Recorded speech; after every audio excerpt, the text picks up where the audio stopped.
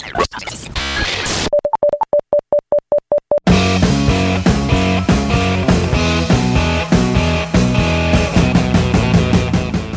to you from a portable microphone, this is Don't Get Me Started.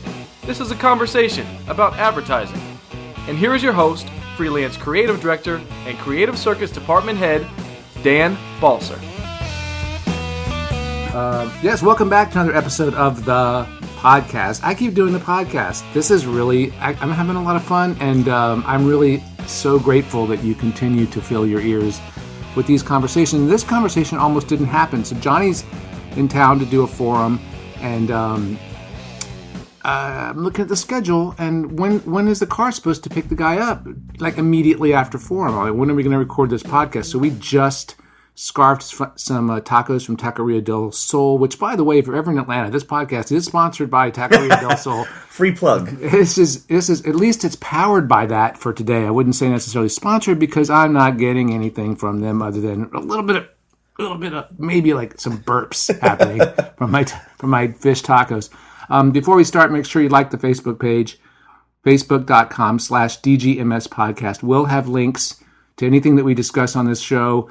And you can also listen to the show there, and it helps me keep track of whether anyone's actually paying attention. So facebook.com/DGMS podcast.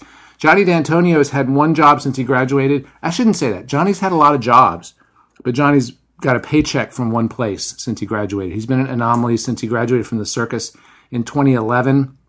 I did not realize you went to University of Tennessee. Yeah, weird, right? Yeah, I just think of you as a Midwesterner, but you're I'm not even that. I'm from Northern Virginia, right outside D.C. But what is Northern Virginia considered? Is that's Mid-Atlantic, but do you consider yourself a Northerner or a Southerner? Northerner. We're like the only part of Virginia that has diversity.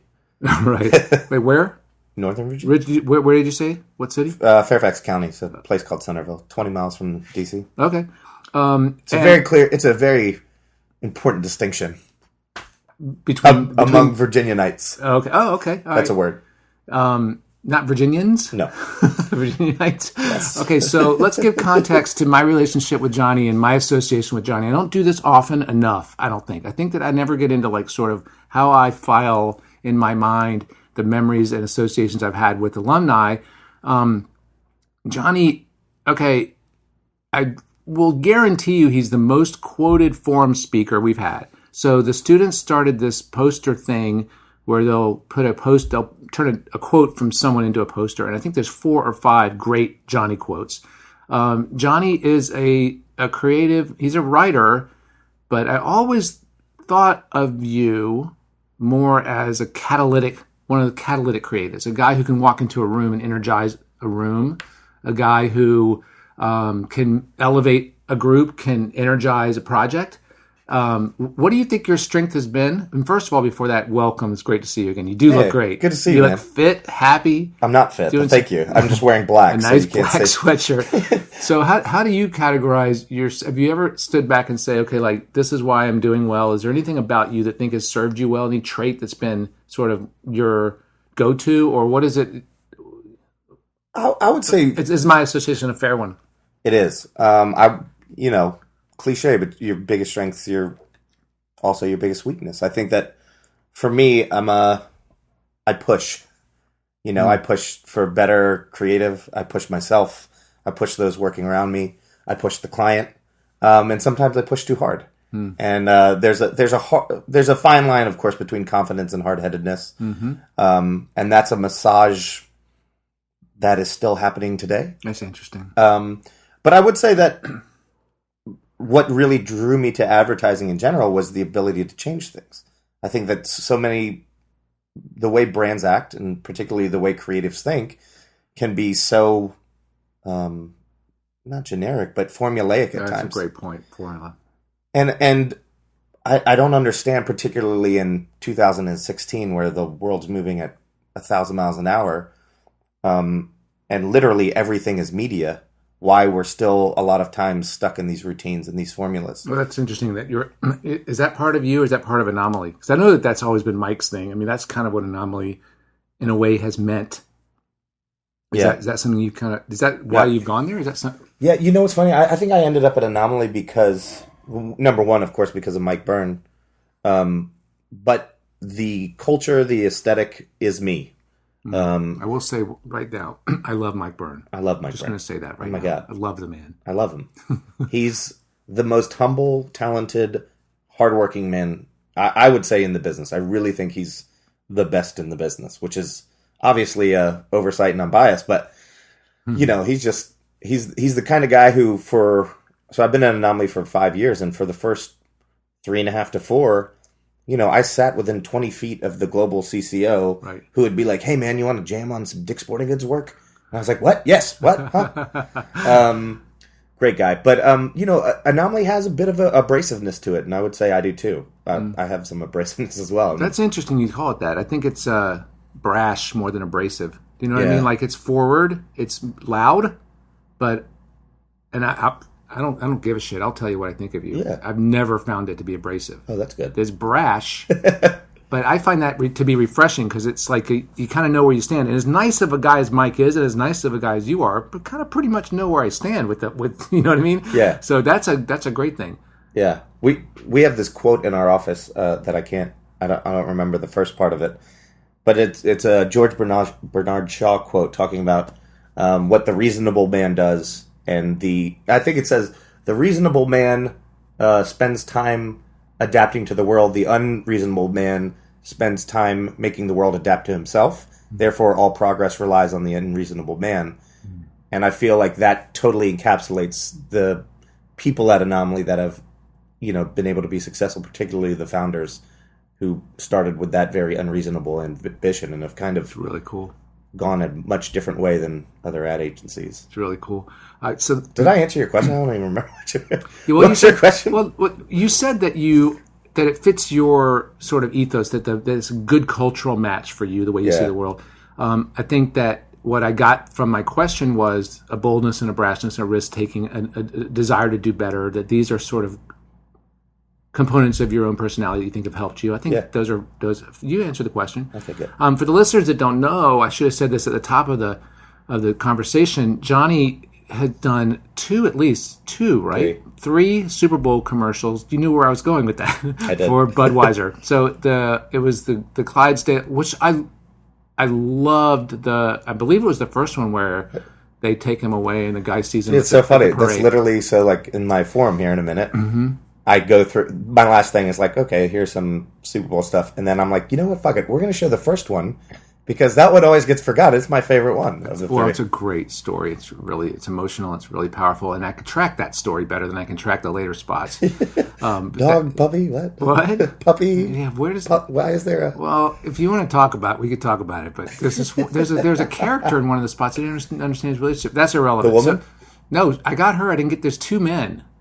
So there's a guy. And then there's he's like guy. the evil guy who like buys the puppy. I didn't understand that. So ridiculous. So, how do you feel about those things being, and have they been, sort of the thing people know you for? Because is it your best work? Is it your proudest work? Is it the thing that you like are happy that people know you for? And do people know you for that? Like, is that even a fair? I think that people know you for it, and it's always humbling. So many people go into any production. Yeah. Like, I don't know how anyone could be like, this is the guy that did.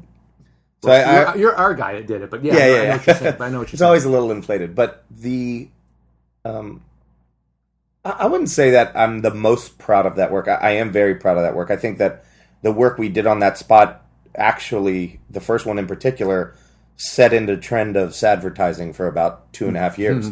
I mean, I think you saw it big time, not this Super Bowl, but the Super Bowl before. There was like a kid who like killed himself in the bathroom for a life insurance commercial. What? Do you remember that? No. There's a very weird, there was like a heartfelt BFG ad for I don't know that for one. GoDaddy. Anyway, so about 3 years ago, I think it kind of reached the peak where that's why I think you saw a lot of kind of more trivial humor this Super Bowl. That really resonated. As a reaction. But a reaction to it? It was just, all these things come in cycles. Palate cleanser. Yeah. And so I'm super proud of that work. I wouldn't say it's my favorite stuff, but I think what people forget when it comes to the Super Bowl is who you're talking to. You're talking to middle America. You're talking to people who like certain kinds of stories. And you're talking to people who, for the only night, all year long, are going, shut up, it's the commercials. Mm-hmm. And so they want to, we should be storytellers at that moment. We should provide a narrative, and we should entertain. And the best you can in 30 or 60 seconds. And luckily it's for beer, so you have the right to kind of tell any story you want. Any. Including a fucking dog meeting a horse. Like, being best friends but never really meeting. Yeah. Right? Did they ever really meet? Yeah, they did. Okay. So I thought that was a scene that was done all like post. No, that was like at the end. It's all done in post. But there's a scene in the first puppy spot where like the horse and the dog nuzzle, and oh, God. you're sitting on set. You're a grown man. You're sitting on set. And you're like, yes, high fiving. He nuzzled. But that I think it was a pretty amazing experience to be involved in that stuff 3 years in a row. I also know what was the highlight of it for you personally? Like, what do you remember of it that you got out of it, sort of from a selfish or personal perspective, not even necessarily professional selfishness, but like sort of what's your fondest sort of fist pumping moment out of the experience of doing those spots? What was thrilling or fun or rewarding? I think that as a team, are we talking about in advertising though? Okay, that's where you're headed. Sure. Yes, we're talking about in advertising. Yeah. Okay.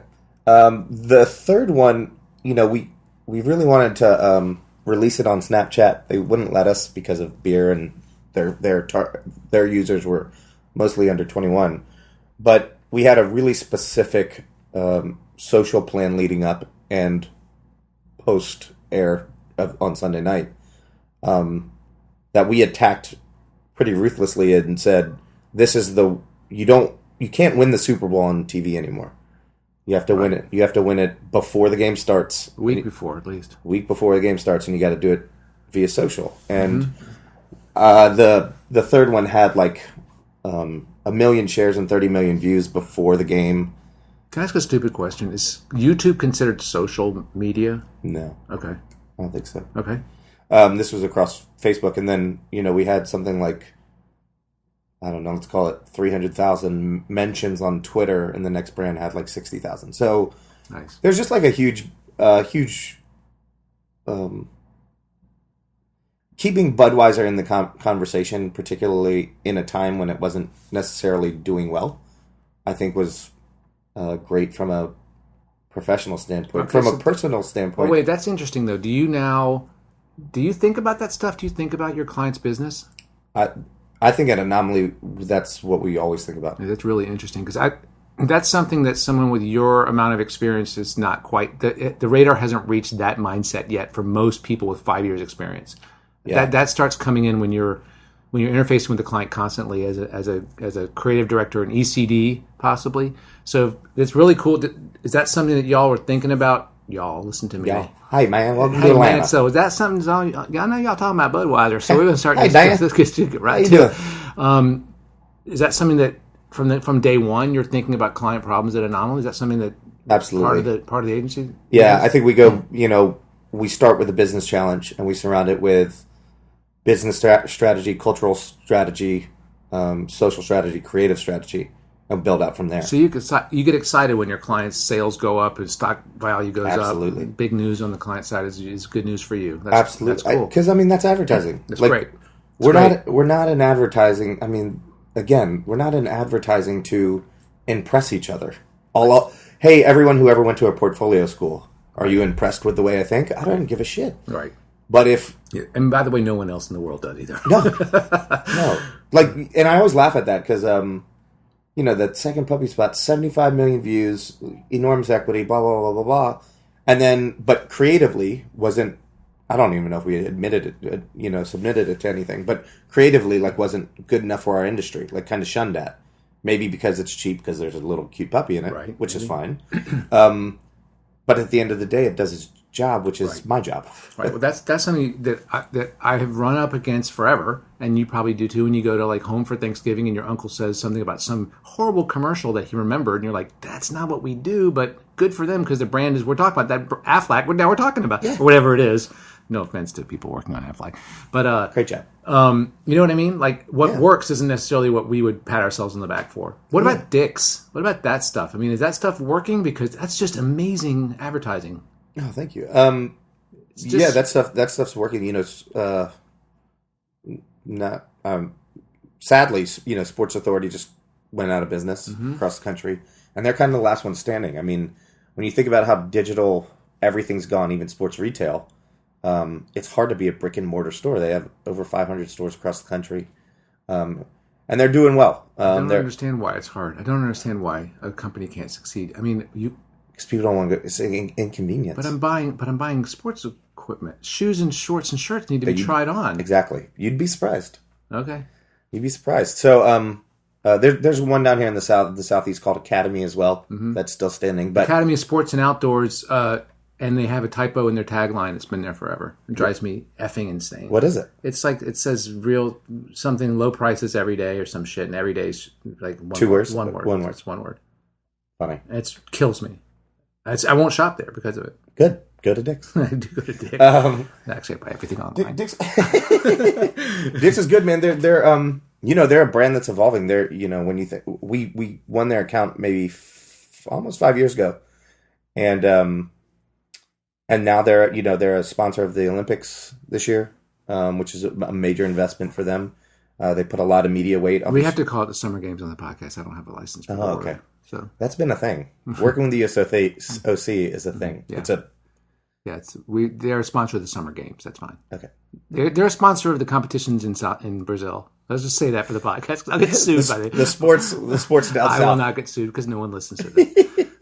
But I'll show the students the ad that we're coming out with then. But great. They've been able to, you know, survive the times. So do you get excited? What excites you if it's not, which I respect that it's not, if it's not like winning awards or doing stuff to show off for your peers, what was exciting? Do you love sitting down for that initial? Because I get the sense that you and I are the same in this one place where it's like, let's sit down and figure out what the client's problem is. That's sort of a cool moment, right? Absolutely. How early are you guys brought into that, and is that exciting to you? Like, what part of the process is really sort of your wheelhouse?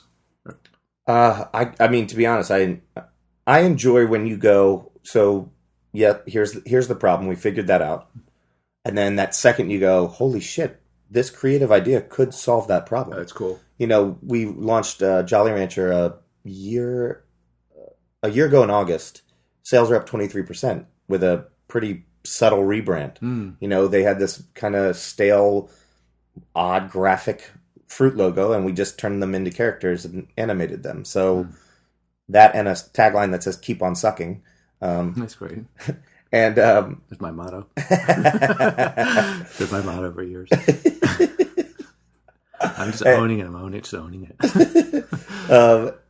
And like so the second we grasped that tagline and we said, holy shit, if their problem's saliency, if people love the brand but don't ever think about it going into the store, what a better way than to do something that makes you do a double take? Like, what did that commercial just say? Come on, what? Right, it's great. With these funny characters. So the second you start to crack it and you feel that confidence in an idea is kind of, you know, where I get my kicks. That's cool. So your title's changed. You're creative director now. Has the job changed? Does your day feel different when you're walking into the building? Does it feel like a little bit of a different place for you now in that role? Or no, it doesn't feel different for me. I think the role's different. You know, I think managing up is probably more difficult for me than managing down. I understand that, but explain what that means. You know, keeping your superiors in the loop, particularly an ECD or even the partners, about what's going on, both good and bad. You know, I think that if you only are communicating when things are bad, it makes you look bad. It makes you look bad. That's that's an obvious but extremely important point.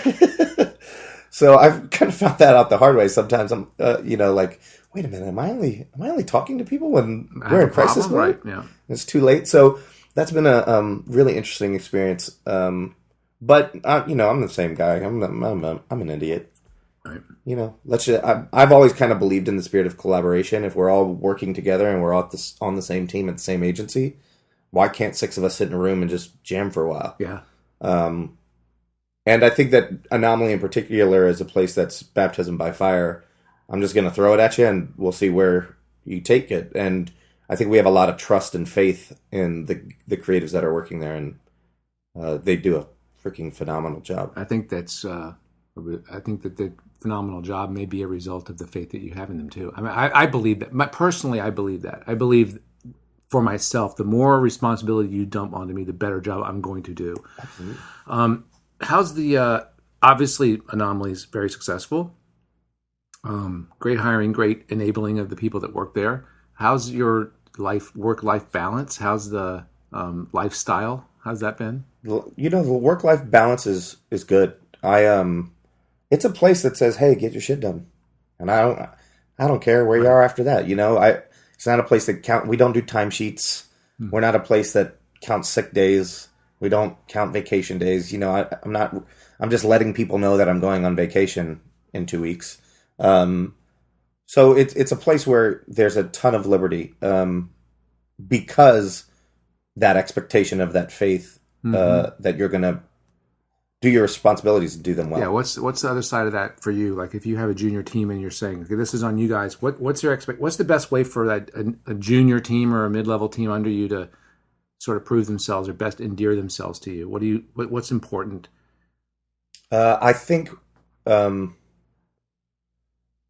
patience, a willing, like, I feel like I'm just repeating what I'm going to say in form at this point, but yeah, that's fine. It's a different audience, possibly a different audience. Yeah. I always say, like, give time.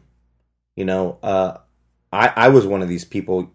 You get into the door and you're going, cool, like, where's my 30-second brief for a $40 million media spend TV buy? And you kind of get these eyes like, hey man, will you do these push notifications for the app? Right. And I wasn't ready, and people aren't ready. So I think just being open to, and I'm thinking about my junior guys that I have right now, and they're just amazing. Just being open to anything that comes their way, be it an internal sizzle reel.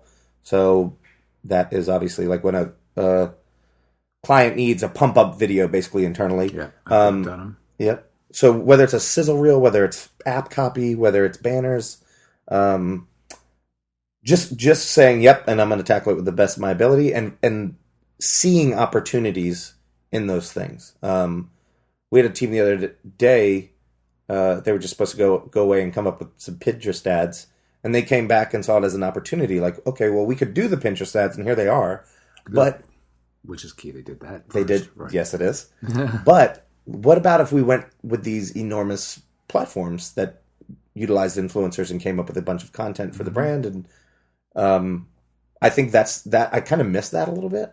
Like, that's cool. Here's this menial task. Wishful thinking sort of thing, but like, let's just see if it sticks. Yeah, let's just see if there's something there. It's interesting. I'm thinking about this because I just heard myself say this on an edit that I was doing this morning. And I also had a similar conversation with a student this week about the phenomenon that, this is maybe advice for creative directors, to realize that when you hire someone out of school, it's the first time in their life where they're not working on a seasonal or annual cycle, where they're usually used to working in 3-month periods for a semester or a quarter or 1 year at school. They don't realize that their career is now measured in years, decades, and that projects can last 9 months, and that they have the time to sit back and work hard at a different pace, but also realize that if it doesn't happen this week, that doesn't mean that you've wasted this season. Like, right. This season can last, like you're in like the first season, it's 5 years. Yeah.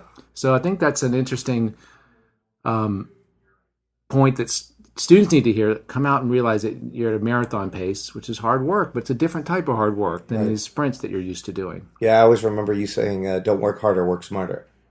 And I feel like... I may have said that, but I definitely said don't work harder, work more. Oh. Which means don't try to force it, just do it more. Yeah. And it's the same sort of thing. Like, give yourself a week of like It's a rhythm. It's like a cycling rhythm. If you watch, Tour de France is happening now. You'll know how long ago we recorded this. And you watch these guys on the bike, and it's all about a rhythm. And it's only a sprint for the last 50 yards, you know. And I find that rhythm, you can't really necessarily get into it sitting at a desk in an ad agency or staring at a brief or concepting in a room with a partner. But work smarter is another one that's also important. Working smarter is knowing which mines to dig, and that comes after a year or two of fucking up, failing and like hitting and missing what you have to do. But the smarter thing, maybe I'm wrong. Maybe I'm interpreting that comment differently, but I think of smarter as like where you are now. Probably you're more efficient than you used to be. Yeah, right. Definitely more efficient. Yeah, I wasn't thinking of it like that. What did you mean smarter? Don't work harder, work smarter. Work smarter in the sense that go to the things that are, particularly for creatives, go to the things that are going to prompt creation, ideas, concepts. I think that, you know, sitting in an office... Insights, truths, those kind of insights, things. truths. I said last time I was here, steal from real life. Yeah, exactly. You know, what are you observing? What are you reading? What are you watching? Where are you traveling to? Right. These are the types of things that are going to help you understand humanity more and therefore create better ads. Not sitting in a room with somebody and going, what if you turned the logo into a pizza? You know, whatever it is. Right. And be curious as to why, like how cool it is that, like, another thing, Tour de France. You know, this is the thing. I've only been anything you've just seen changes everything. So the street signs in France, when you leave a town, it shows the name of the town. Yeah. And it has a diagonal red line through it. Just means you're not here anymore. Now. This is where you're not anymore. This is not Aix-en-Provence. Right. But think about those little subtle pieces of communication that change. They're just different than the way we say things that kind of break part of your mind open a little bit. That's where that's where creative comes from. Yeah, man. Yeah, man. Yeah, man. So I'm looking here. It's a weird, wacky world. So listeners, keep looking at my phone to watch the time because like we're just going to talk right up till Johnny has to go speak in front of 200 people, X number of people. Are you nervous about that? Not at all. No. Too hungover to be nervous. So was it, oh God, I'm going to suck, or oh God? Oh God. You're going to be great. You're going to be fine. What's the ideal, you're talking about managing up. What's the ideal relationship between you and someone above you? And I'm assuming it's always been, Mike Byrne, I don't want to sit here and spend all day I do. kissing his butt.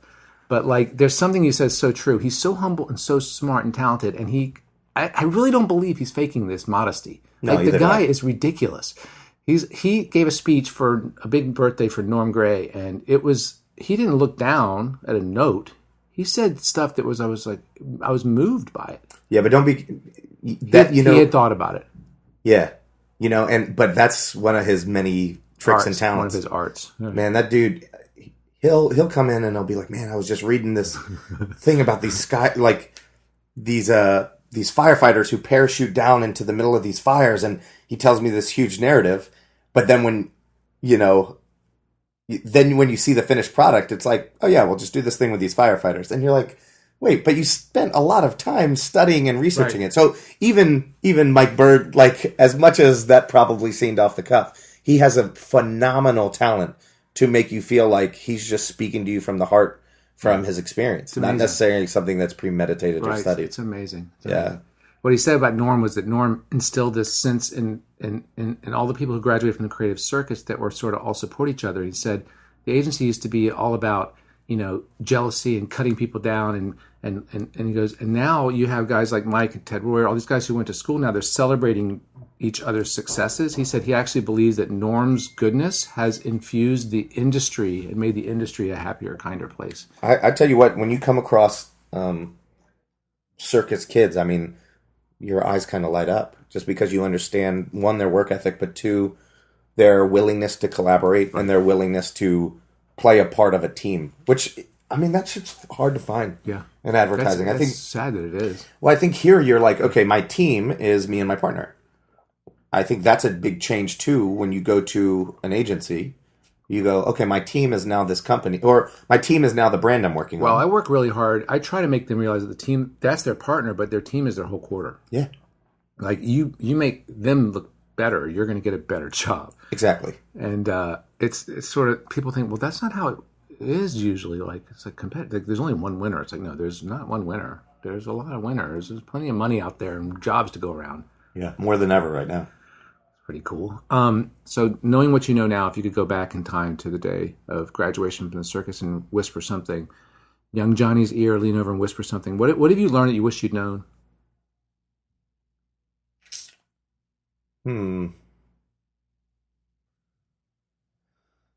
I always see, this is funny, and this is you'll see when I talk to these students in a bit. But I always kind of mesh life and advertising.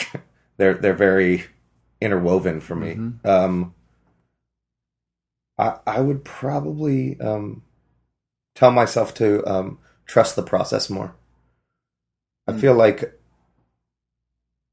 I was so eager. I remember being a first quarter, and I was looking at the seventh quarters, and I became friends with them because I wanted to do what they were doing, and I couldn't. Interesting. I couldn't actually write a headline yet I was looking at an integrated 360 digital campaign and just wanting to be there. That's like my son. He'll be able to pull off this awesome move in soccer on FIFA. Right. Then he'll go out on the field and he'll try it. I'm like, dude, you can't just do that. Yeah. The players that can do that have been doing that over and over and over again for years. Yeah. Right. Very, very interesting. And I feel like if you don't, and what's great about this school is I feel like there are people who have trusted this process, because no matter what happens, you're going to come out of this finding something about yourself and where you should go. Like, we have friends that have graduated here who are now recruiters. We have friends that are now, coders who were designers. Yeah. I feel like there's just so many different ways to come out of this with just clarity of your instincts and where they're leading you. Very cool.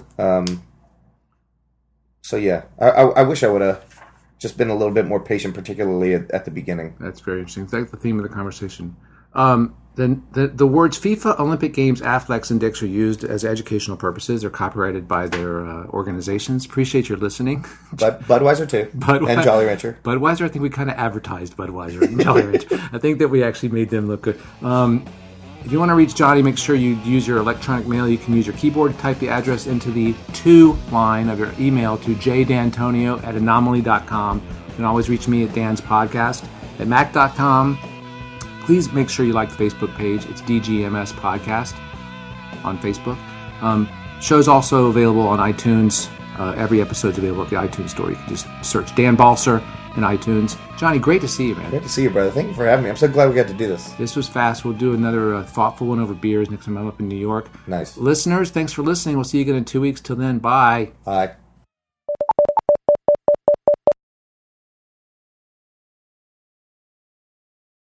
Great, brother. That's fun. Very easy. Sit around and shoot the shit.